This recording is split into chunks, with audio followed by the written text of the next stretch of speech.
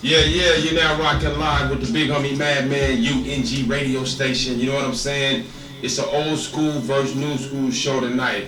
We got a special guest in the building by the name of Julius Luciano from the Horseshoe Gang, COB, Little Unders. What up, OG? Yes.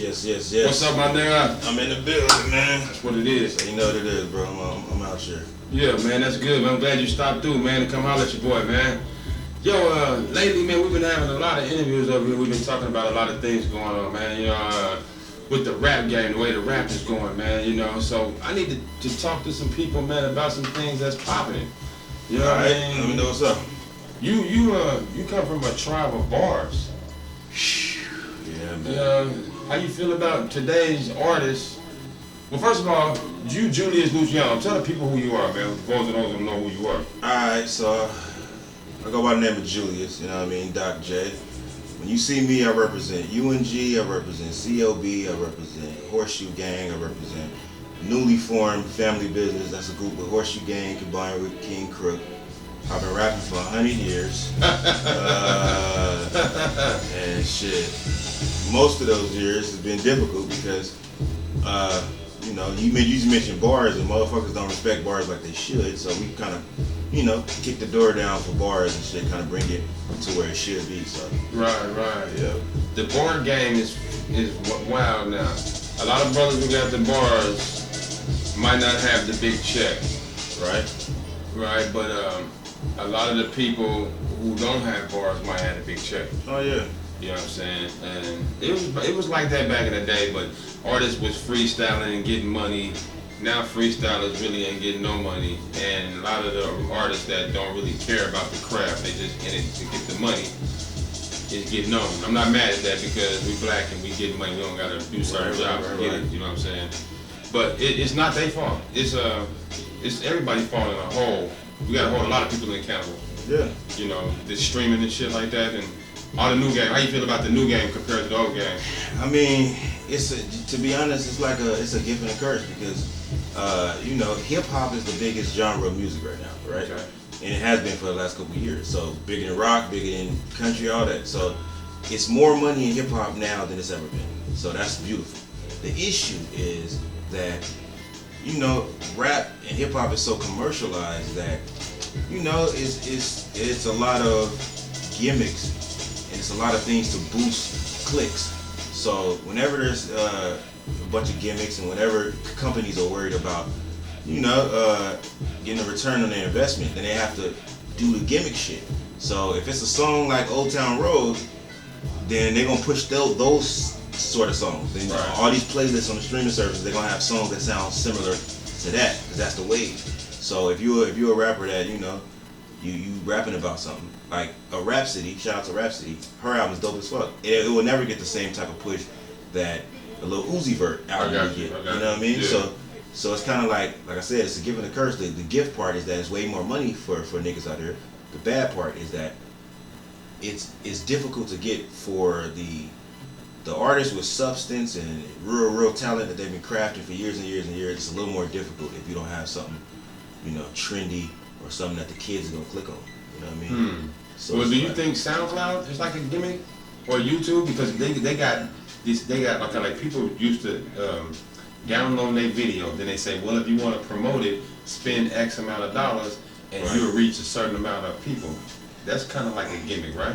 I mean, That ain't real fans. It's hard to say. I mean, my thing is, I mean, it's always been like payola type shit in the industry. It's always been you gotta pay fucking DJs, program directors, and shit like that to spin your music. So it's always gonna be money involved. Like right now, it's like you gotta pay these motherfucking people who create the playlist. They'll say they're not taking money, but all these motherfuckers on the biggest playlist, they for sure get money to put.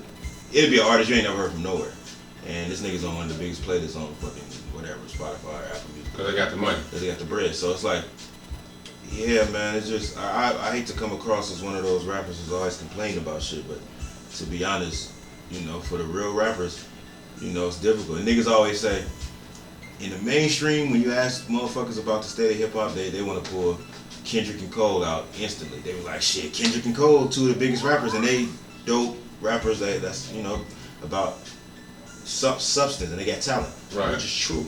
The only problem is that for every Kendrick and Cole, it's 100 of the other niggas. So it's an imbalance, you know what I mean? It is Kendrick and Cole, and it is niggas like Wale, it is, you know, Jay-Z is still relevant, but for every artist like that, it's a billion other ones. That's deep. You said that. All right, now I got some people came through the station earlier, and they dropped some paperwork off on me, and they want me to address the Revolt Summit. Okay. That's coming in town. For those who don't know, that's listening to in on us, you know what I'm saying? That's in LA this month.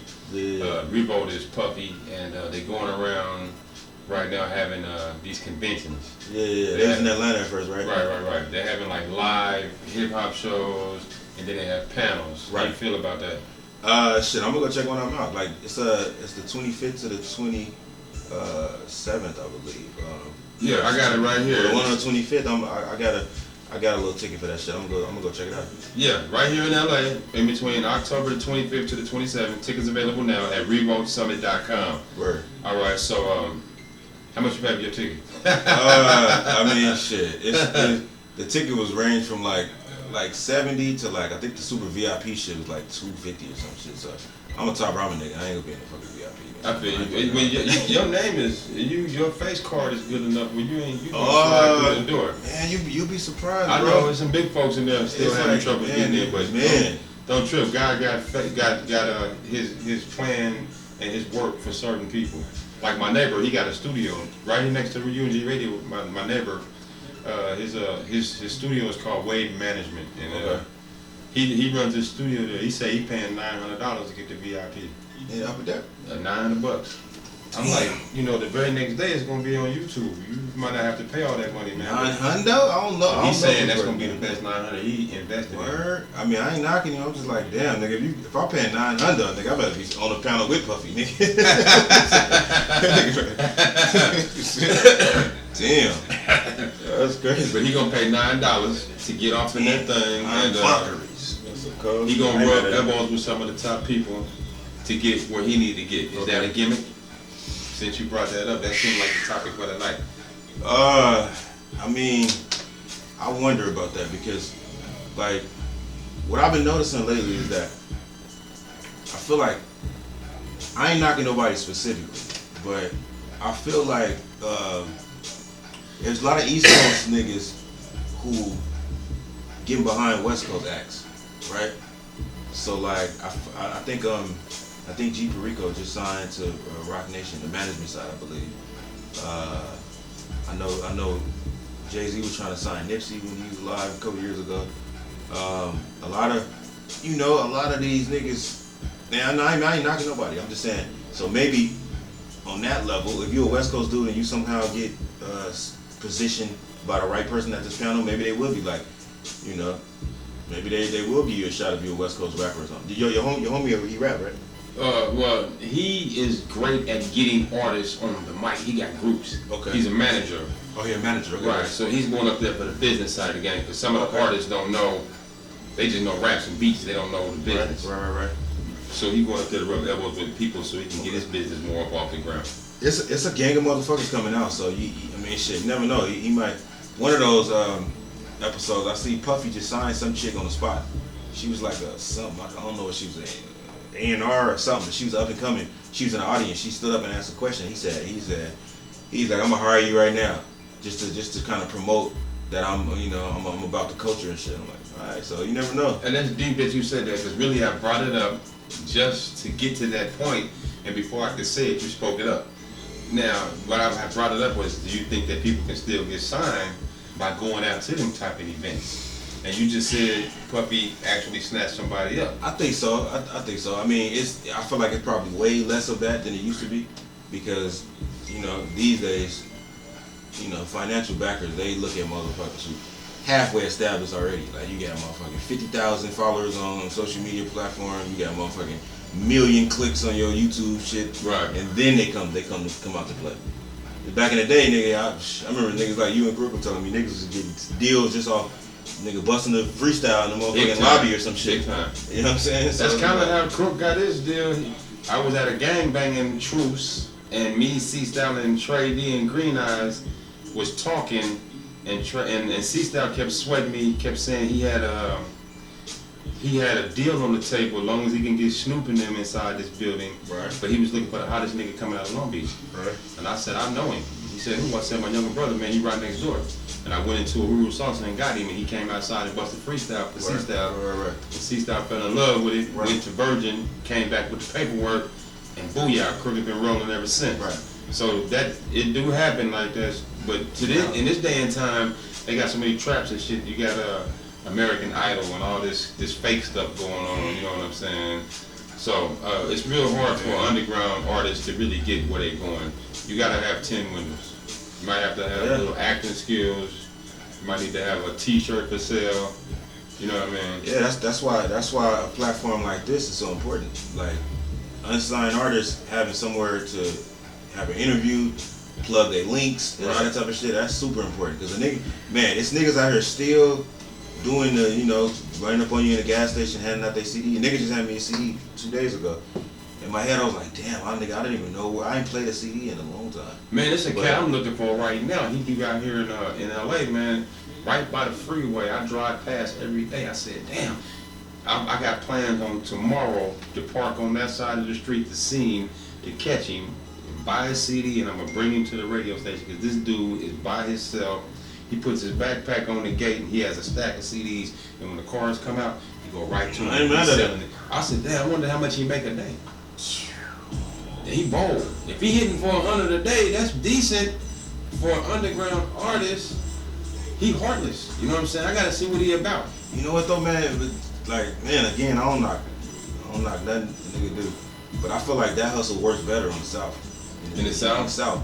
You know what I mean? Like, in the South, I feel like a nigga is more likely to play some shit that's local, slap it in his trunk, and just be riding around playing it. Niggas on the West, man.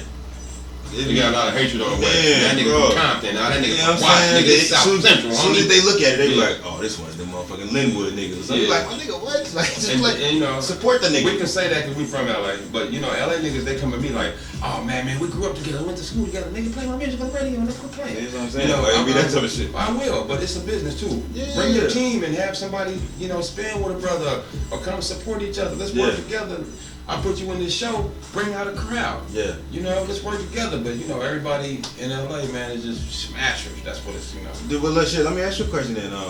Like how in Atlanta, I hear niggas like 2 Chainz, I hear niggas like T.I., all them niggas, they always say that Atlanta, they'll have a studio with 10 different studios in it. They'll have motherfucking one engineer over here working with 2 producers, over there they got 2 writers, over there they got 2 Chainz working with whoever. And they just go in and out, features with each other and all that type of shit.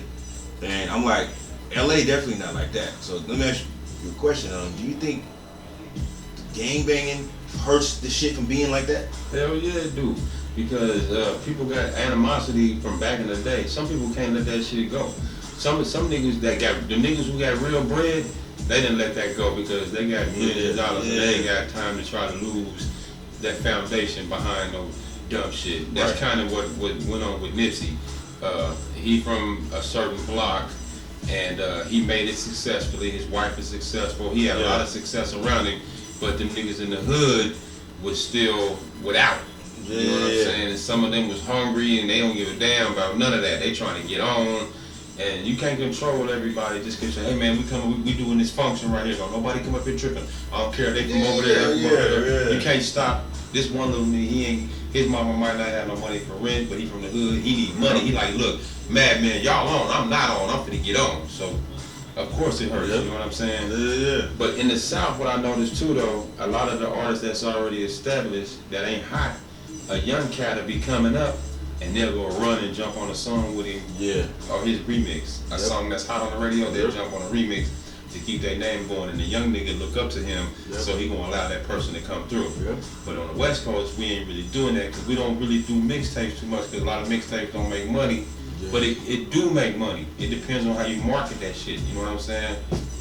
That's what it's about, But as far as the worship gang, y'all got mixed CDs out there. Man, we got all types of shit out there, man. So your mixed CDs sell more in the South? Is that what you're saying? And they not selling on the West? I mean, well, like if we was niggas who, I do feel like if we took about, if we broke our music down to just like some of the like the club sound and shit, this type of shit that's kind of geared toward the women and shit like that.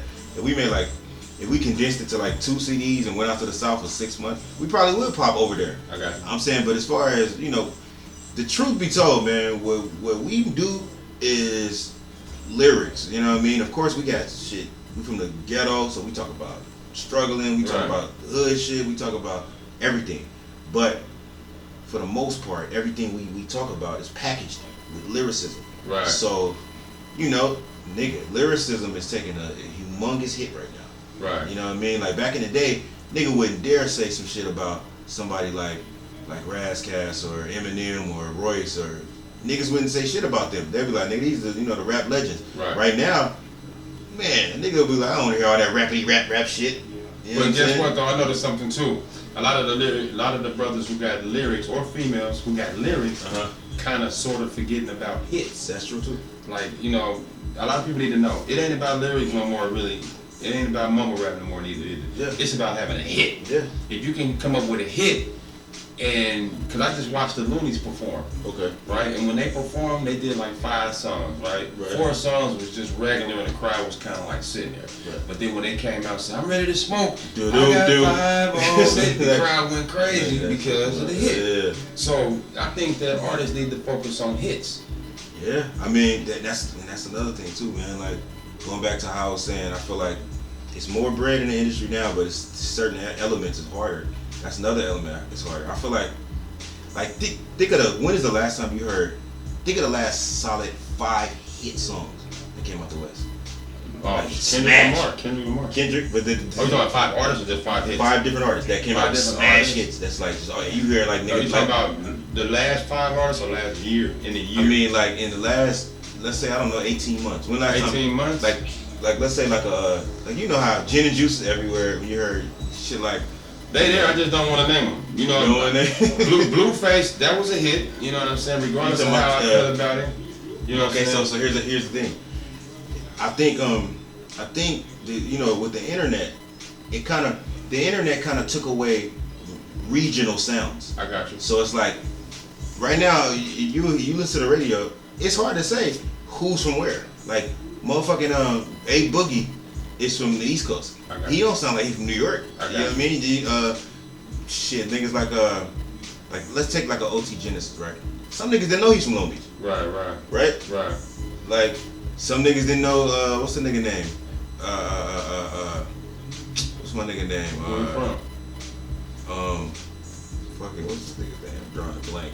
But anyway, it's a lot of motherfuckers that because of the internet, like niggas use slang from other regions. Like niggas be like, yeah, no cap. True.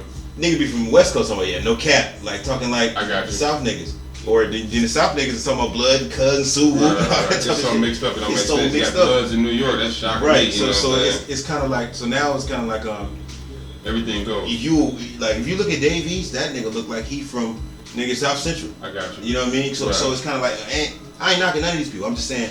So it's kind of hard to be like, nigga, I'm about to make this homegrown, organic West Coast song, and everybody gonna fuck with it. Cause it's like, alright, niggas is like, alright, nigga from Houston, we got a song that sounds just like that. Nigga, that shit ain't special.